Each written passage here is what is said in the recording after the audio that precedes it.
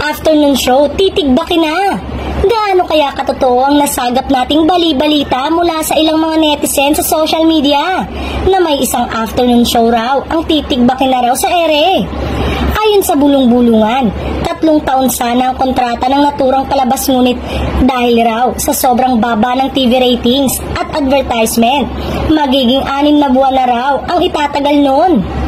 Ayon pa sa netizen, hindi rin umano nagustuhan ng management ng network ang inasal ng main host nito na naging mitsa upang mag-back out ang isa sa mga co-host nito na sikat na influencer. Dismayado rin daw ang pamunuan sa lantarang paninermo ng host sa staff at co-host niya sa palabas.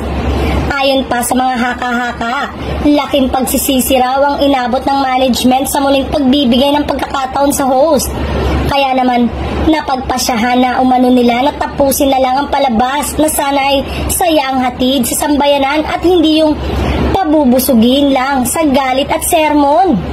Sayang naman at maganda ang pag-hype sa palabas na ito dahil sa laki ng papremyo at mga nagagandahang co-host.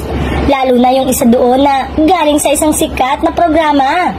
Kaya naman kung magkakatotoo man ang maugong na chikang ito, aral na lang ito sa main host na huwag na lang dalhin sa ere ang sobrang emosyon na nararamdaman. Sabi nga niya, hirap na siyang dalhin ang palabas na yun.